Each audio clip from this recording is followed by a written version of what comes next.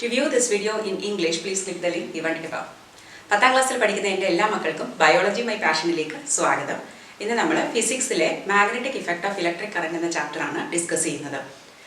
നമ്മളെല്ലാവരും മാഗ്നറ്റ് കണ്ട് ഫാസിനേറ്റഡ് ആയിട്ടുള്ളവരാണ് അല്ലേ?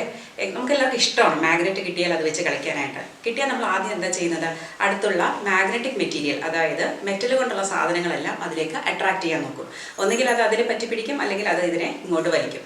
അതെന്തുകൊണ്ടാണ്? ഒരു ചെറിയൊരു ഫോഴ്സ് അവിടെ ഉള്ളത് കൊണ്ടാണ് അല്ലേ? അപ്പോൾ സാധാരണയായിട്ട് നമ്മളെല്ലാം ട്രൈ ചെയ്യാറുള്ള ഒരു കാര്യമാണ്, ഒരു മാഗ്നറ്റ് എടുക്കും, അതിലേക്ക് നമ്മളൊരു പിന്നോ ഒരു പേപ്പർ പിൻ എങ്ങാനും അറ്റാച്ച് ചെയ്യും, പേപ്പർ ക്ലിപ്പ്, അതിലേക്ക് രണ്ടാമത്തത്, മൂന്നാമത്തത്, നാലാമത്തെ വരുമ്പോൾ ചിലപ്പം അറ്റാച്ച് ആവില്ല, വിട്ടുപോകും. അപ്പോൾ ആ 3 വരെ അതിൻ്റെ ഫോഴ്സ് ഉള്ളൂ എന്നാണ്. അപ്പോൾ ഒരു മാഗ്നറ്റ് എടുത്താൽ അതിൻ്റെ ചുറ്റും ഓൾ അറൗണ്ട് ഈ ഒരു പ്രദേശത്ത് അല്ലെങ്കിൽ ഒരു പർട്ടിക്കുലർ ഏരിയയിൽ ഈ ഫോഴ്സ് മാഗ്നറ്റിസം പ്രകടമാണ്. ആ മാഗ്നറ്റിസം അവൈലബിൾ ആയിട്ടുള്ള ആ ഏരിയ പറയുന്ന പേരാണ് മാഗ്നറ്റിക് ഫീൽഡ് എന്ന്. ഓക്കെ, പിന്നെ അതുപോലെ നമുക്കറിയാവുന്ന ഒരു കാര്യമാണ് മാഗ്നറ്റ്സിന് നോർത്ത് പോളും സൗത്ത് പോളും ഉണ്ടത്. അത് സാധാരണയായിട്ട് നമ്മൾ ഒരു മാഗ്നറ്റ് എടുത്താൽ പലതരം മാഗ്നറ്റ്സ് ഉണ്ട് അല്ലേ? ബാർ മാഗ്നറ്റ് ഉണ്ട്, ഹോർഷൂ മാഗ്നറ്റ് ഉണ്ട്. സാധാരണ നമ്മളൊരു മാഗ്നറ്റ് ലാബിൽ നിന്നൊക്കെ എടുക്കുകയാണെങ്കിൽ അതിൽ നോർത്ത് പോളും സൗത്ത് പോളും മാർക്ക് ചെയ്തിരിക്കും. ഇനി നിങ്ങൾക്ക് അതിൻ്റെ നോർത്ത് സൗത്ത് അറിയില്ല എന്ന് കരുതുക, എങ്ങനെ കണ്ടുപിടിക്കാൻ പറ്റും? മറ്റൊരു മാഗ്നറ്റ് ഉണ്ടെങ്കിൽ എളുപ്പമാണ് അല്ലേ?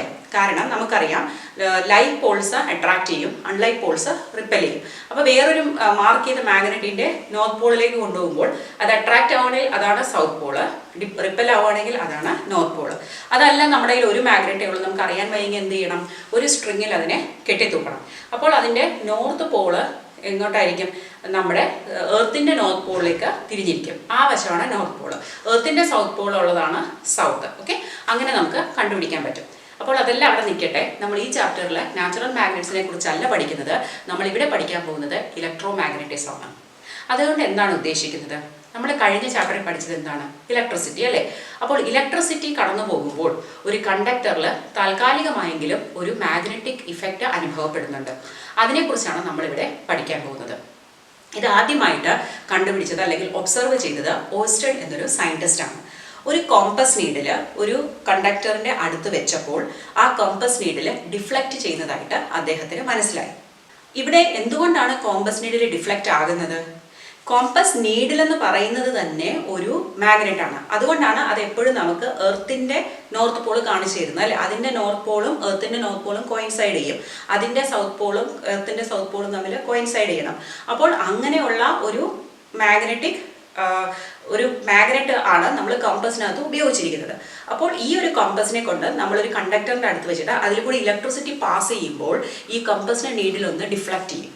ഡിഫ്ലക്റ്റ് ചെയ്യുക എന്ന് വെച്ചാൽ എന്താണ്? അതിനെ ഒന്ന് അനക്കി, ഒരു ഫോഴ്സ് വന്നു അല്ലേ? അപ്പോൾ ഒരു മാഗ്നറ്റ് എപ്പോഴായിരിക്കും അങ്ങനെ അനങ്ങുന്നത്? മറ്റൊരു മാഗ്നറ്റിൻ്റെ സാന്നിധ്യത്തിൽ മാത്രമേ അത് സംഭവിക്കുകയുള്ളൂ. അപ്പോൾ ഇവിടെ മറ്റൊരു മാഗ്നറ്റ് ആരാണ്?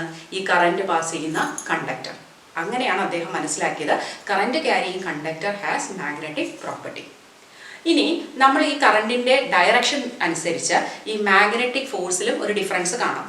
നിങ്ങളിപ്പോൾ ആദ്യത്തെ ചിത്രത്തിൽ കാണുന്നത് പോലെ കറന്റ് നമുക്കറിയാം, സർക്യൂട്ട് നമ്മൾ പഠിച്ചിട്ടുണ്ട് അല്ലേ? പ്ലസ് പോസിറ്റീവ് ഡയറക്ഷനിൽ നിന്ന് നെഗറ്റീവിലോട്ടാണ് കറന്റ് വരുന്നത്. ആ ഡയറക്ഷൻ നോക്കി നമുക്കറിയാം നോർത്തിൽ നിന്ന് സൗത്തിലേക്കാണ് വരുന്നത്. അപ്പോൾ ആദ്യം നിങ്ങൾ നോർത്ത് സൗത്ത് ഈസ്റ്റ് വെസ്റ്റ് എപ്പോഴും ഓർത്തിരിക്കുക. നമ്മൾ ഇന്ത്യയുടെ മാപ്പൊക്കെ നിങ്ങൾ സോഷ്യൽ സയൻസിൽ പഠിക്കുന്നുണ്ടല്ലേ? നോർത്തിൽ ആര് വരും? കശ്മീർ വരും. താഴെ സൗത്തിൽ ആരാണ്? നമ്മുടെ കേരളം, കന്യാകുമാരിയാണ് ഏറ്റവും എൻഡ്. പിന്നെ ഇപ്പുറത്ത് വെസ്റ്റ് ആകുമ്പോൾ ഗുജറാത്ത്, ഈസ്റ്റ് ആകുമ്പോൾ നമ്മുടെ അസം, അരുണാചൽ പ്രദേശ്, 7 സിസ്റ്റേഴ്സ് ഒക്കെ ഉണ്ടല്ലേ? അപ്പോൾ അതെപ്പോഴും മനസ്സിലുണ്ടാവണം, ഹിമാലയൊക്കെ ഈസ്റ്റിലാണ് വരുന്നത്. അപ്പോൾ നമ്മുടെ അതുപോലെ തന്നെയാണ് നമ്മളൊരു പേപ്പറിലോ അല്ലെങ്കിൽ എവിടെ നമ്മൾ വരയ്ക്കുമ്പോഴും നോർത്ത് മേളിൽ, താഴെ സൗത്ത്, നമ്മുടെ ലെഫ്റ്റ് ആയിരിക്കും ആര്? വെസ്റ്റ്, റൈറ്റ്, ഈസ്റ്റ് ആണ്. അപ്പോൾ ഇവിടെ നമുക്കറിയാം കറണ്ട് ഇങ്ങനെ പാസ് ചെയ്യുമ്പോൾ മുകളിൽ നിന്ന് താഴേക്ക് എന്ന് പറയുമ്പോൾ നോർത്ത് ടു സൗത്ത് ആണ് കറണ്ടിൻ്റെ ഡയറക്ഷൻ. അപ്പോൾ കോമ്പസ് നീഡിൽ എങ്ങോട്ടായിരിക്കും ഡിഫ്ലക്റ്റ് ചെയ്യുന്നത്? ഈസ്റ്റിലേക്കാണ് ഈസ്റ്റിലേക്കാണ് ഡിഫ്ലക്റ്റ് ചെയ്യുന്നത്. ഇങ്ങനെ ഒരു പേപ്പർ ആണെങ്കിൽ ഈസ്റ്റിലേക്കാണ് ഡിഫ്ലക്ഷൻ വരുന്നത്. ഇനി നമ്മൾ കറണ്ടിൻ്റെ ഡയറക്ഷൻ റിവേഴ്സ് ചെയ്യുകയാണ്.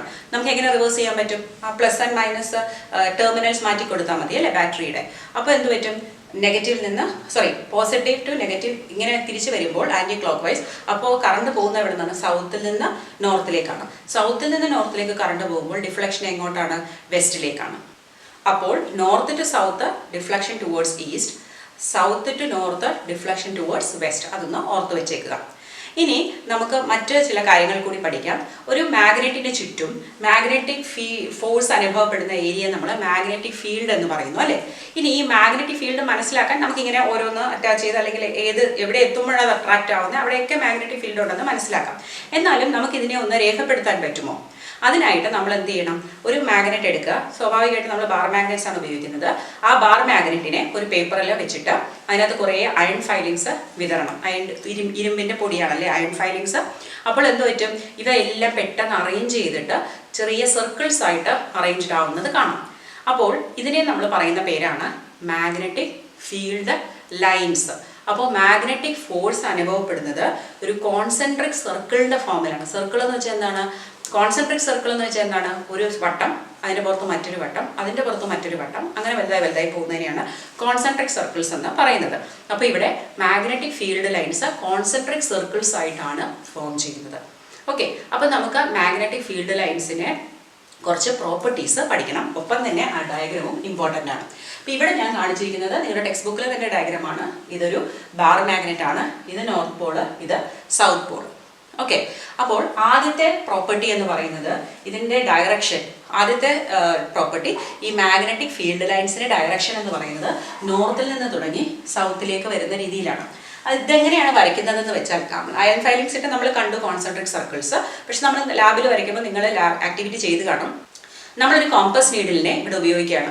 ഒരു കോമ്പസ് കൊണ്ടുവന്നിട്ട് ഈ ബാർ മാഗ്നറ്റിനെ നോർത്ത് പോളിൽ വെക്കും. അപ്പോൾ നമുക്കറിയാം ഡിഫ്ലക്ഷൻ എങ്ങോട്ടാണ്? ഈസ്റ്റിലേക്കാണ് അല്ലേ. അപ്പോൾ എവിടെയാണോ കോമ്പസിന്റെ നീഡിൽ നോർത്ത് കാണിക്കുന്നത് അവിടെ ഒരു കുത്തിട്ടു. അവിടെ നമ്മൾ വീണ്ടും കോമ്പസിനെ എടുത്ത് വെക്കുകയാണ്. എവിടെയാണോ നോർത്ത് കാണിക്കുന്നത് അവിടെ ഒരു കുത്തിട്ടു.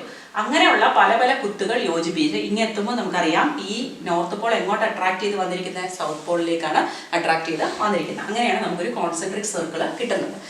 വീണ്ടും തൊട്ടടുത്തൊരു പൊസിഷനിൽ വെച്ച് ഒന്നും കൂടി വരയ്ക്കാം, വീണ്ടും വരയ്ക്കാം. ഇങ്ങനെ വരയ്ക്കും തോറും ഇവിടെ നിന്ന് ഇങ്ങനെ വലുതായി പോകും. ഇതൊക്കെ ഒത്തിരി വലുതായിട്ടാണ് നമ്മൾ മുഴുവൻ കാണിക്കാതെ ഇവിടെ ഇത്രയും കാണിച്ചത്. ഇങ്ങനെ വരച്ചു കഴിഞ്ഞാൽ വലിയ കോൺസെൻട്രിക് സർക്കിൾസ് ആയിട്ട് മാറും. പക്ഷെ നമുക്കറിയാം വലുതാകും തോറും അതിന്റെ ഫോഴ്സ് കുറഞ്ഞു വരും അല്ലെ. അകന്ന് പോകുന്നതോറും ഫോഴ്സ് നാച്ചുറലായിട്ട് കുറഞ്ഞാണ് വരുന്നത്. അപ്പോൾ ഇത് കോൺസെൻട്രിക് സർക്കിൾ എന്ന് പറയുമ്പോൾ നമ്മൾ ഇവിടെ തുടങ്ങി ഇവിടെ വരെ നമ്മൾ വരച്ചു കഴിഞ്ഞാൽ അത് സർക്കിൾ ആവും? ഇല്ല, ക്ലോസ് ആയാലല്ലേ സർക്കിൾ എന്ന് പറയുള്ളൂ. അപ്പോൾ ഒരു ഡയറക്ഷൻ എന്ന് പറയുന്നത് നോർത്ത് ടു സൗത്ത് ആണെന്ന് പറഞ്ഞു. പക്ഷേ ഇതിനകത്തൂടി ഇത് കടന്നു പോകുന്നത് കൊണ്ടാണ് സർക്കുലർ ഫോമിൽ ആകുന്നത്. അപ്പോൾ അകത്തെ ഡയറക്ഷൻ എന്താണ്? From south to north. So direction of magnetic field lines is from north pole to south pole and inside it is from south pole to north pole. ഇനി അത് കോൺസെൻട്രിക് സർക്കിൾസ് ആണ്, അത് ഞാൻ പറഞ്ഞു കഴിഞ്ഞു. ഇനി ഏറ്റവും ഇമ്പോർട്ടൻ്റ് ആയിട്ടുള്ളത്, ഞാനിത് വരച്ചപ്പോൾ ഇവ തമ്മിൽ ഒരിടത്തും ഇന്റർസെക്റ്റ് ചെയ്യുന്നില്ല. ഇന്റർസെക്റ്റ് ചെയ്യുന്നില്ല എന്നുള്ളത് വളരെ ഇമ്പോർട്ടൻറ്റ് പോയിന്റ് ആണ്. എന്തുകൊണ്ട് എന്നൊരു ചോദ്യം നിങ്ങൾക്ക് ലഭിക്കാം. ഇവിടെ എന്തുകൊണ്ടാണ് ഇന്റർസെക്റ്റ് ചെയ്യാത്തത്? സപ്പോസ് ഇവിടെ ഒരു ഇന്റർസെക്റ്റ് വരുന്നു വിചാരിക്കുക. ഇവിടെ നിന്ന് ഒരെണ്ണം വന്നു, ഇവിടെ ഇന്റർസെക്റ്റ് ചെയ്തു എന്ന് വിചാരിക്കുക. ഓക്കെ, അപ്പോൾ ഞാൻ വരച്ചത് എങ്ങനെയാണ്? ഒരു കമ്പസ് നീഡിലിന്റെ നോർത്ത് ഡയറക്ഷൻ വെച്ചിട്ടാണ് ഞാൻ വരയ്ക്കുന്നത്. ആ കമ്പസ് നീഡിൽ ഇങ്ങോട്ട് നോർത്ത് കാണിച്ചതുകൊണ്ടാണ് എൻ്റെ ലൈൻ ഇങ്ങനെ പോയത്. അതേസമയം കമ്പസ് നീഡിൽ ഇങ്ങോട്ട് കാണിച്ചിരുന്നെങ്കിൽ എൻ്റെ ലൈൻ ഇങ്ങോട്ട് പോകും. പക്ഷേ ഏതെങ്കിലും ഒന്നല്ലേ പോസിബിൾ ആയിട്ടുള്ളൂ. ഒരേ സമയം കമ്പസ് നീഡിലിന് ഇങ്ങോട്ടും ഡയറക്ഷൻ കാണിക്കാൻ പറ്റില്ല. ഇത് ഇങ്ങോട്ട് കാണിക്കാം അല്ലെങ്കിൽ ഇങ്ങോട്ട് കാണിക്കാം. പക്ഷേ അറ്റ് എ ടൈം രണ്ട് പോയിന്റ് കാണിക്കാം, രണ്ട് നോർത്ത് കാണിക്കാൻ പറ്റില്ല. സോ അതുകൊണ്ടാണ് ഇന്റർസെക്റ്റ് ചെയ്യാത്തത്. സോ പോയിന്റ് ഏതെങ്കിലും two magnetic field lines intersect ചെയ്താൽ that means at that point compass needle shows two different north directions. That is impossible. അതുകൊണ്ടാണ് ഇത് ചെയ്യാത്തത്. പിന്നെ ഉള്ളത് ലാസ്റ്റ് പോയിന്റ് എന്ന് പറയുന്നത്, ഇപ്പം പോൾസിൽ കുറെ കൂടി ക്രൗഡഡ് ആയിരിക്കും. ഈ മാഗ്നറ്റിക് ലൈൻസ് പോൾസിൽ ക്രൗഡഡ് ആയിരിക്കും. പിന്നെ അത് അകന്നകന്നങ്ങ് പോവുകയാണ്. അപ്പം എന്തുകൊണ്ടാണ് പോൾസിൽ ക്രൗഡഡ്? അതിൽ നിന്ന് നമുക്ക് മനസ്സിലാക്കാം. പോൾസിൽ മാഗ്നറ്റിക് ഫോഴ്സ് വളരെ കൂടുതലാണ്. ഫീൽഡിന്റെ ഫോഴ്സ് ഏറ്റവും കൂടുതൽ അനുഭവപ്പെടുന്നത് എവിടെയാണ്? അതിൻ്റെ പോൾസിലാണ്. ഞാൻ നേരത്തെ സൂചിപ്പിച്ചതുപോലെ ഈ ചാപ്റ്ററിൽ നമ്മൾ പഠിക്കുന്നത് കറണ്ട് ക്യാരിയിങ് കണ്ടക്ടറിലെ മാഗ്നറ്റിസത്തെ കുറിച്ച് മാത്രമാണ്. അപ്പോൾ കറണ്ട് ക്യാരിയിങ് കണ്ടക്ടർ പല രൂപത്തിലുണ്ടാവാം. ഇതിലെ 3 രീതി അല്ലെങ്കിൽ ഷേപ്സ് ആണ് നമ്മൾ ഈ ചാപ്റ്ററിൽ പ്രധാനമായിട്ട് ഡിസ്കസ് ചെയ്യുന്നത്. ആദ്യമായിട്ട് മാഗ്നറ്റിക് ഫീൽഡ് ഒരു സ്ട്രെയിറ്റ് കണ്ടക്ടറിൽ എങ്ങനെയായിരിക്കും, മാഗ്നറ്റിക് ഫീൽഡ് ഒരു സർക്കുലർ കണ്ടക്ടറിൽ എങ്ങനെയാകാം, അതല്ലെങ്കിൽ ഒരു സോളിനോയിഡിൽ എങ്ങനെയായിരിക്കും. സോളിനോയിഡ് എന്ന് ഉദ്ദേശിക്കുന്ന ഒരു സ്പ്രിങ് പോലത്തെയാണ്, അത് നമുക്ക് പഠിക്കാം. അപ്പോൾ ഇത് 3ഉമാണ് നമുക്കിവിടെ പ്രധാനമായിട്ട് ഡിസ്കസ് ചെയ്യേണ്ടത്. അപ്പോൾ ഇവിടെ നമ്മൾ നോക്കുകയാണെങ്കിൽ ഇതിപ്പോൾ ഒരു കറണ്ട് ക്യാരിയിങ് കണ്ടക്ടറാണ്. ഇവിടെ പോസിറ്റീവ് ടെർമിനലും നെഗറ്റീവ് ടെർമിനലും ഉണ്ട്. ഇതാണ് നമ്മുടെ കണ്ടക്ടർ എന്ന് വിചാരിക്കുക. അപ്പോൾ ഇവിടെ നോർത്ത് നിന്ന് ഇത് നോർത്ത് പോൾ, ഇത് സൗത്ത് പോള്. ഇപ്പോൾ ഇതാണ് പോസിറ്റീവ് ടെർമിനൽ. കറണ്ട് എങ്ങനെയാണ് പോയിക്കൊണ്ടിരിക്കുന്നത്? സൗത്തിൽ നിന്ന് നോർത്തിലേക്കാണ് പോയിക്കൊണ്ടിരിക്കുന്നത്. അപ്പോൾ ഏതെങ്കിലും ഈ കണ്ടക്ടറിന്റെ ഒരു ഭാഗത്ത് നമ്മളൊരു കാർഡ്ബോർഡ് ബോക്സ്, ഒരു ഷീറ്റ് വെച്ചിട്ട്, അത് നമുക്ക് ഇത്തിരി കട്ടിയുള്ള ഒരു ചാർട്ട് പേപ്പർ എന്തെങ്കിലും വെച്ചിട്ട്, അത് ഏത് പോയിന്റിൽ വേണമെങ്കിലും വെക്കാം, നടുക്കൊരു ബോളിട്ട് അതിൽ വെച്ചാൽ മതി. എന്നിട്ട് അതിൽ നമ്മൾ കുറച്ച് അയൺ ഫൈലിങ്സ് വിതറി കൊടുക്കുമ്പോൾ നമുക്ക് അതിൻ്റെ ആ കോൺസെൻട്രിക് സർക്കിൾസ് വ്യക്തമായി മനസ്സിലാക്കാൻ കഴിയും. അപ്പോൾ ഇങ്ങനെ നോക്കുകയാണെങ്കിൽ ഇതിൻ്റെ ഡയറക്ഷൻ എന്ന് പറയുന്നത് ഒരു ആൻറ്റി ക്ലോക്ക് വൈസ് ഡയറക്ഷനാണ്.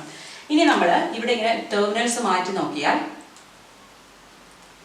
ഇത് മൈനസ് ആക്കിയാൽ, അപ്പോൾ കറണ്ടിൻ്റെ ഡയറക്ഷൻ എങ്ങനെയായിരിക്കും? തിരിച്ചായിരിക്കും അല്ലേ? അപ്പോൾ അത് നോർത്തിൽ നിന്ന് സൗത്തിലോട്ടായിരിക്കും വരുന്നത്. അപ്പോൾ കറണ്ട് നോർത്തിൽ നിന്ന് സൗത്തിലോട്ടാക്കിയാൽ നമുക്ക് മനസ്സിലാവും ഈ ഫീൽഡ് ലൈൻസും എങ്ങനെ തിരിയും? ക്ലോക്ക് വൈസ് ആയിട്ട് മാറും. അപ്പോൾ സൗത്ത് ടു നോർത്ത് ആണെങ്കിൽ ആൻറ്റി ക്ലോക്ക് വൈസും, നോർത്ത് ടു സൗത്ത് ആണെങ്കിൽ ക്ലോക്ക് വൈസും. നിങ്ങളിത് ഓർത്തിരിക്കേണ്ട.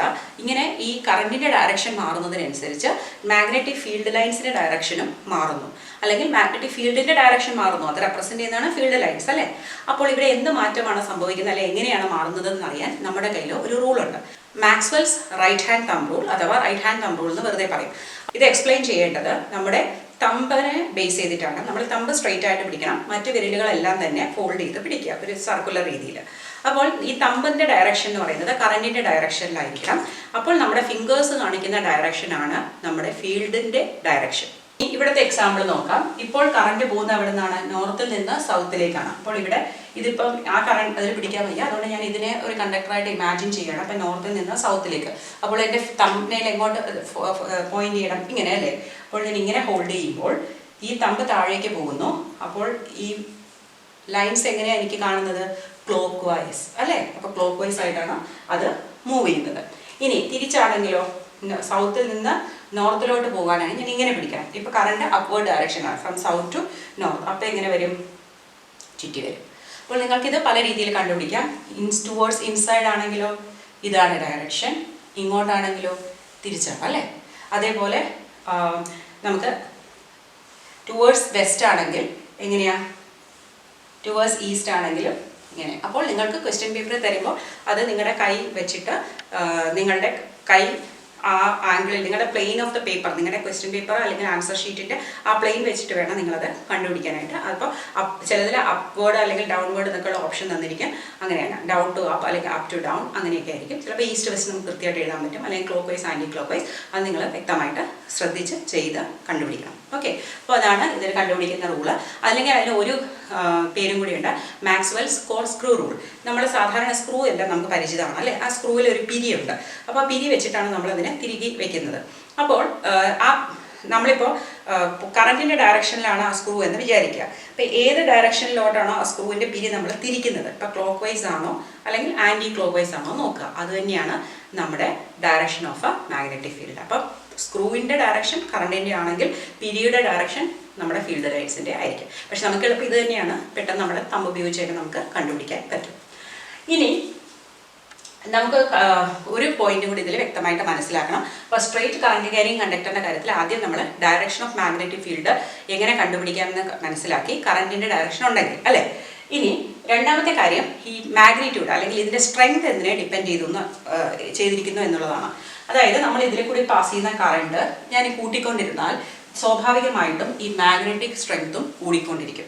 മാഗ്നറ്റിക് ഫീൽഡ് സ്ട്രെങ്ത്തും കറണ്ടും ഡയറക്ട്ലി പ്രൊപ്പോർഷണലാണ്. ഒന്ന് കൂടുമ്പോൾ മറ്റേത് കൂടും. കറണ്ട് കുറച്ചാൽ ഫീൽഡും കുറയും. ഓക്കെ, അതേപോലെ മറ്റൊന്നാണ് ഡിസ്റ്റൻസ്. പക്ഷേ ഡിസ്റ്റൻസുമായിട്ട് ഇൻവേഴ്സ്ലി പ്രൊപ്പോർഷനാണ്. അതായത് ഒന്ന് കൂടുമ്പോൾ മറ്റൊന്ന് കുറയും. ഇവിടെ നമുക്ക് നോക്കിയാൽ അറിയാം, ഇവിടെ നമ്മൾ ഡിസ്റ്റൻസ് കൂടുന്തോറും ഈ ഫീൽഡ് സ്ട്രെങ്ത് കുറഞ്ഞു വരും. വലിയ വലിയ സർക്കിൾസ് കുറച്ച് വീക്കാണ്. അപ്പോൾ അത് ഒരു കാന്തത്തിൻ്റെ കാര്യം എടുക്കുമ്പോൾ നമുക്കറിയാം അല്ലേ, കാന്തത്തിൽ നിന്ന് ദൂരോട്ട് പോകുന്നതോറും അതിൻ്റെ ഫീൽഡ് സ്ട്രെങ്ത് കുറഞ്ഞല്ലേ ഇരിക്കുന്നത്. അപ്പോൾ ഇവിടെ നമ്മൾ അതിനെക്കുറിച്ചല്ലേ സംസാരിക്കുന്നത്. അപ്പോൾ അടുത്തടുത്തുള്ള circles towards the distance is less means, അല്ലെങ്കിൽ ആ കണ്ടക്ടറിൻ്റെ അടുത്തുള്ള അവിടെ കൂടുതലായിരിക്കും, കുറച്ച് ദൂരെ അത് കുറഞ്ഞു വരുന്നതായിരിക്കും. ഈ രണ്ടാമതായിട്ട് നമുക്ക് ഒരു സർക്കുലർ കറന്റ് ക്യാരിയിങ് കണ്ടക്ടറിൽ എങ്ങനെയായിരിക്കുമെന്ന് നോക്കാം. ഇപ്പോൾ സർക്കുലർ എന്ന് പറയുമ്പോൾ നമുക്ക് ഇതുപോലെ ഒരു ലൂപ്പ്, ഇതൊരു മെറ്റാലിക് ലൂപ്പ് ആണെങ്കിൽ ഇതിൻ്റെ രണ്ട് എൻഡ് നമ്മൾ ബാറ്ററിയായിട്ട് കണക്ട് ചെയ്യുകയാണ്. അപ്പോൾ ഇതിൽ കൂടി കറണ്ട് പാസ് ചെയ്യും. അപ്പോൾ ഇത് എന്തായിട്ട് ആക്ട് ചെയ്യും? ഒരു മാഗ്നറ്റായിട്ട് ആക്ട് ചെയ്യും. അപ്പോൾ ഇതിൻ്റെ ഓരോ പോയിന്റ് എടുത്തു കഴിഞ്ഞാൽ അതിന് ചുറ്റും കോൺസെൻട്രിക് സർക്കിൾസ് ഉണ്ട്, 2, 3 ഇങ്ങനെ. അത് ഓരോ പോയിന്റിലും ഉണ്ടാവും. അപ്പോൾ ഇത് വലുതായി വലുതായി വരുമ്പോൾ ഈ നടുക്കുള്ളത് ഇവിടെ നമ്മൾ ഇങ്ങനെ വലിയ സർക്കിളാണ് വരുന്നത് അല്ലേ. അപ്പോൾ ഇവിടെ നമ്മൾ നോക്കിക്കഴിഞ്ഞാൽ ഇതൊരു സ്ട്രെയിറ്റ് ലൈൻ പോലെയാണ് നമുക്ക് അനുഭവപ്പെടുക. അങ്ങനെ ഓരോ പോയിന്റിൽ നിന്നുമുള്ള എല്ലാം കൂടി വരുന്ന സെൻറ്ററിൽ എങ്ങനെ പോകും, സ്ട്രെയിറ്റ് ലൈൻ പോലെ പാരലൽ ലൈൻസ് പോലെ തോന്നിക്കും. അപ്പോൾ അവിടെ നല്ല സ്ട്രെങ്ത് ആയിരിക്കും. ഓക്കെ, അങ്ങനെ ഓരോ പോയിന്റിലും വരുന്നുണ്ടെന്ന് മനസ്സിലാക്കുക. അപ്പോൾ മനസ്സിലായാലും എങ്ങനെയാണ്, ഇവിടെ നിന്ന് 1, അതിൻ്റെ പുറത്ത് 2, 3, 4, അപ്പോൾ വലുതാകുമ്പോൾ 5 ആകുമ്പോൾ ഇവിടെ നമുക്ക് നോക്കുമ്പോൾ സ്ട്രെയിറ്റ് ലൈൻ പോലെ കാണും. ഡയറക്ഷൻ കണ്ടുപിടിക്കാൻ സെയിം റൂളാണ് ഉപയോഗിക്കുന്നത്, റൈറ്റ് ഹാൻഡ് തമ്പ് റൂൾ അല്ലേ. അപ്പോൾ ഞാൻ കറണ്ട് ഇങ്ങനെയാണ് പാസ് ചെയ്തിരുന്നെങ്കിൽ ഇങ്ങനെ പിടിക്കുക. അപ്പോൾ എങ്ങോട്ടാണ് ആ സർക്കിളിൻ്റെ ഡയറക്ഷൻ. ഇനി കറണ്ട് തിരിച്ചാണെങ്കിലോ ഇങ്ങനെയാണെങ്കിലോ അത് ഇങ്ങനെ വരും അല്ലേ. അപ്പോൾ അതനുസരിച്ച് നമുക്ക് കണ്ടുപിടിക്കാം സർക്കുലർ ലൂപ്പിൽ. പക്ഷേ നിങ്ങൾക്ക് കൂടുതലായിട്ടും സ്ട്രെയിറ്റ് കറണ്ടിൻ്റെ ഡയറക്ഷൻ്റെ ക്വസ്റ്റ്യനാണ് ചോദിക്കാറ്. ഇനി ഇതിലും മാഗ്നറ്റിക് ഫീൽഡിൻ്റെ മാഗ്നിറ്റ്യൂഡ് അല്ലെങ്കിൽ അതിൻ്റെ സ്ട്രെങ്ത് എന്ന് പറയുന്നത് എന്തിനെ ഡിപ്പെൻഡ് ചെയ്തിരിക്കുന്നു എന്നുള്ളതാണ്. ഇവിടെ മെയിനായിട്ട് ഇത് ഡയറക്ട്ലി പ്രൊപ്പോർഷണൽ ടു കറണ്ട്. അത് നമ്മൾ നേരത്തെ കണ്ടതാണ്. കറണ്ട് കൂട്ടിക്കഴിഞ്ഞാൽ നമുക്ക് ഇതിൻ്റെ മാഗ്നറ്റിക് ഫീൽഡിൻ്റെ സ്ട്രെങ്ത്തും കൂട്ടാൻ കഴിയും അല്ലേ. അത് സ്വാഭാവികമായിട്ടുള്ളതാണ്. മറ്റേതിൽ നമ്മൾ സ്ട്രെയിറ്റ് കറണ്ടിൽ രണ്ടാമത്തെ പോയിന്റ് എന്താണ്, ഡിസ്റ്റൻസ് കൂടുന്തോറും ആ ഒരു ഫോഴ്സ് കുറയുന്നു എന്നാണ്. അപ്പോൾ ഇവിടെ എന്താണ്, ഡിസ്റ്റൻസിന് പകരം റേഡിയസ് ഓഫ് ദ ലൂപ്പാണ് അല്ലേ. ഇവിടെ ഇതിൽ നിന്ന് ഒത്തിരി അകന്ന് പോകാൻ നമുക്ക് പറ്റില്ല. പക്ഷേ ഇവിടെ ഇതിൻ്റെ റേഡിയസ്, ഈ ഒരു സർക്കുലർ ലൂപ്പിന് പകരം ഇത്രയും വലിയൊരു സർക്കുലർ ലൂപ്പാണെങ്കിലോ അതിൻ്റെ സെൻറ്ററിലോട്ട് വരുമ്പോൾ വലിയ സർക്കിളല്ലേ. അപ്പോൾ അതിൻ്റെ അത് അകന്ന് പോകുന്നൊരു വീക്കാവുമല്ലേ ശരിക്കും ചെയ്യുന്നത്. അപ്പോൾ റേഡിയസ് കൂട്ടുന്നതിനനുസരിച്ച് അതിൻ്റെ മാഗ്നറ്റിക് ഫീൽഡിൻ്റെ മാഗ്നിറ്റ്യൂഡ് കുറയും. അപ്പോൾ അവിടെ എന്താണ്, ഇൻവേഴ്സ്ലി പ്രൊപ്പോർഷണൽ ആണ്. അപ്പോൾ ഡിസ്റ്റൻസിന് പകരം നമ്മൾ ഉപയോഗിക്കുന്ന വേർഡ് റേഡിയസ് എന്നാണ്. അതേപോലെ മറ്റൊരു കാര്യം, ഇപ്പോൾ ഒരു കോയിലിൽ കൂടി കറണ്ട് പാസ് ചെയ്യുമ്പോൾ നമുക്ക് ഒരു ഫീൽഡ് കിട്ടുന്നു. അതേസമയം ഈ ഒരു കോയിലിന് പകരം ഞാൻ ഇതെല്ലാം ഒന്നിച്ചെടുത്ത് വെക്കുക എന്ന് വിചാരിക്കും. ഒരു 100 ലൂപ്സ് ഇങ്ങനെ ഒന്നിച്ച് വെക്കുക. എന്നിട്ട് അതിൽ കൂടി പാസ് ചെയ്താലോ ധാരാളം ഫീൽഡ് കിട്ടും അല്ലേ, നല്ല സ്ട്രോങ് ആയിട്ടുള്ള ഫീൽഡ് കിട്ടും. അപ്പോൾ നമ്പർ ഓഫ് ടേൺസ് കൂട്ടിയാലും നമുക്ക് ഫീൽഡിൻ്റെ സ്ട്രെങ്ത് കൂട്ടാൻ പറ്റും. അപ്പോൾ another point directly proportional to number of turns. So the magnitude of the magnetic field through a circular current carrying conductor is directly proportional to the current passing through it and directly proportional to the number of turns. Number of turns കൂട്ടിയാലും നമുക്ക് കൂട്ടാം. അപ്പോൾ field increase ചെയ്യാൻ നമുക്ക് ഈ രണ്ട് കാര്യങ്ങൾ നോക്കിയാൽ മതി, കറണ്ട് കൂട്ടുക, ടേൺസ് കൂട്ടുക. പ്ലസ് ഇൻവേഴ്സ്ലി പ്രൊപ്പോർഷണൽ ടു എന്താണ്, the radius of the conductor. അതായത് വലിയ സർക്കിളാണെങ്കിൽ അതിൻ്റെ അകത്തോട്ട് വരുന്തോറും അതിൻ്റെ സ്ട്രെങ്ത് കുറഞ്ഞിരിക്കും. നമുക്ക് പഠിക്കാനുള്ള മൂന്നാമത്തെ ഷേപ്പ് എന്ന് പറയുന്നത് ഒരു സോളിനോയിഡാണ്. സോളിനോയിഡ് എന്ന് പറഞ്ഞാൽ ഒരു ഇൻസുലേറ്റഡ് കോപ്പർ വയറിനെ നമ്മൾ ചുറ്റി ഒരു സ്പ്രിങ് പോലെ ആക്കി എടുക്കുമ്പോഴാണ് അതിനെ നമ്മൾ സോളിനോയിഡ് എന്ന് പറയുന്നത്. ഇനി അതിൻ്റെ 2 എൻഡ്സും കൂടി നമ്മൾ ഒരു ബാറ്ററിയിൽ കണക്ട് ചെയ്തിട്ട് കറണ്ട് പാസ് ചെയ്താൽ ആ കോയിലിൽ കൂടി കറണ്ട് കടന്നു പോകുമ്പോൾ അതെല്ലാം എന്തായിട്ട് ആക്ട് ചെയ്യും, ഒരു മാഗ്നറ്റ് ആയിട്ട് ആക്ട് ചെയ്യും അല്ലേ. അപ്പോൾ അകത്തും പുറത്തും നമുക്ക് ലഭ്യമാകും, ഒരു മാഗ്നറ്റിക് ഫീൽഡ് ലഭ്യമാകും. എപ്പോഴും സോളിനോയിഡിൻ്റെ ഒരു മാഗ്നറ്റിക് ഫീൽഡ്, ഇതിനെ നമ്മളിങ്ങനെ ഈ കോയിലാണ് അതിനെ വെച്ചിട്ട് എടുത്തു കഴിഞ്ഞാൽ നമുക്ക് മനസ്സിലാവും ഇതൊരു ബാർ മാഗ്നറ്റ് പോലെയാണ് ആക്ട് ചെയ്യുന്നത്. ഇത് നോർത്ത് പോളും ഇത് സൗത്ത് പോളും. അപ്പോൾ അതിൻ്റെ മാഗ്നറ്റിക് ഫീൽഡ്സ് എങ്ങനെയായിരിക്കുന്നത് നമുക്ക് ഇപ്പോഴേ അറിയാം. നമ്മൾ ആദ്യം ബാർ മാഗ്നറ്റിൻ്റെ പഠിച്ചു. ഇവിടെ നോർത്തിൽ നിന്ന് തുടങ്ങി സൗത്തിലേക്ക് എത്തുന്ന കോൺസെൻട്രിക് സർക്കിൾസ് ആയിരിക്കും. പക്ഷേ അകത്ത് സൗത്തിൽ നിന്ന് നോർത്തിലേക്ക് പോകുന്നതായിരിക്കും. അപ്പോൾ അകത്തെ ഈ ലൈൻസ് എന്ന് പറയുന്നത് പാരലൽ ലൈൻസ് ആണ്. കാരണം ഓരോ കോയിലിൽ നിന്ന് നമ്മൾ പറഞ്ഞാൽ അത് സ്ട്രെയിറ്റ് ആയിട്ട് ആണ് ആക്ട് ചെയ്യുന്നത്. അതെല്ലാം ചേർന്നിട്ട് ഇതെല്ലാം പാരലൽ ലൈൻസ് ആണ് ഉണ്ടാകുന്നത്. അത് കാണിക്കുന്നത് സോളിനോയിഡിനകത്തെ മാഗ്നറ്റിക് ഫീൽഡ് യൂണിഫോം ആണെന്ന്. ഇത് വളരെ ഇമ്പോർട്ടൻ്റ് ആണ്.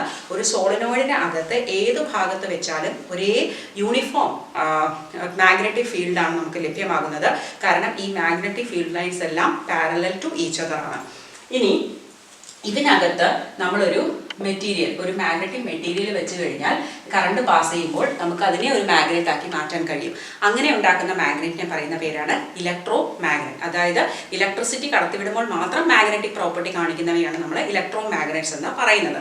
അപ്പോൾ പല ഗാഡ്ജറ്റ്സിലും, TV, റേഡിയോ അല്ലെങ്കിൽ അങ്ങനെയുള്ള പല ഗാഡ്ജറ്റ്സിലും നമുക്ക് ഈ ഇലക്ട്രോ മാഗ്നറ്റ്സ് ഉപയോഗിക്കേണ്ടതുണ്ട്. അപ്പോൾ അവിടെയൊക്കെ നമുക്ക് കറണ്ട് ഉള്ളപ്പോൾ മാത്രം മാഗ്നറ്റായിട്ട് ആക്ട് ചെയ്താൽ മതി. അത് കഴിയുമ്പോൾ അത് മാഗ്നറ്റിസം പോകണം. ഓക്കെ, അതാണ് നമ്മുടെ ആവശ്യം. അപ്പോൾ ഇവിടെ നമുക്ക് ഏറ്റവും സ്യൂട്ടബിൾ ആയിട്ടുള്ള മെറ്റീരിയൽ എന്ന് പറയുന്നത് സോഫ്റ്റ് അയൺ ആണ്. അപ്പോൾ സോഫ്റ്റ് അയൺ ഉപയോഗിച്ച് കഴിഞ്ഞാൽ നമ്മൾ കറണ്ട് പാസ് ചെയ്യുമ്പോൾ അതൊരു സ്ട്രോങ് മാഗ്നറ്റ് ആയിട്ട് ആക്ട് ചെയ്യും, ഒരു വളരെ സ്ട്രോങ് ഇലക്ട്രോ മാഗ്നറ്റ് നമുക്ക് ലഭിക്കും. ഒപ്പം തന്നെ നമ്മൾ കറണ്ട് കട്ട് ചെയ്താൽ ആ മാഗ്നറ്റിസം അപ്പം തന്നെ അതങ്ങ് നശിക്കുകയും ചെയ്യും, അല്ലെങ്കിൽ അതിന് അങ്ങ് മാഗ്നറ്റിക് പ്രോപ്പർട്ടി നഷ്ടമാവുകയും ചെയ്യും. അതുകൊണ്ടാണ് നമ്മൾ സ്റ്റീലൊന്നും ഉപയോഗിക്കാത്തത്. സ്റ്റീലൊക്കെ ഉപയോഗിച്ച് കഴിഞ്ഞാൽ അത് കറണ്ട് പാസ് ചെയ്യുമ്പോൾ തന്നെ അതൊരു പെർമനന്റ് മാഗ്നറ്റ് ആയിട്ട് മാറും, പിന്നെ ആ മാഗ്നറ്റിക് പ്രോപ്പർട്ടി പോവില്ല. പക്ഷെ നമ്മൾ ഉപയോഗിക്കുന്ന ഗാഡ്ജറ്റ്സിന് മാഗ്നറ്റിക് പ്രോപ്പർട്ടി എന്നും പോയിരിക്കണം. അപ്പോൾ അതിനുള്ളതിനെയാണ് ഇലക്ട്രോ മാഗ്നറ്റ് എന്ന് പറയുന്നത്. അപ്പോൾ ഇനി ഇവിടെ ഇലക്ട്രോ മാഗ്നറ്റ് ഉണ്ടാക്കുമ്പോൾ അതിൽ എന്തൊക്കെ കാര്യങ്ങളാണ് നമ്മൾ ശ്രദ്ധിക്കേണ്ടത് അതിൻ്റെ ഫീൽഡ് കൂട്ടാൻ അല്ലെങ്കിൽ സ്ട്രെങ്ത് കൂട്ടാനായിട്ട്? ഒന്ന്, നമ്പർ ഓഫ് ടേൺസ്. ഇവിടെ ഇപ്പോൾ ഞാൻ 1, 2, 3, 4, 5 ടേൺ എഴുതി.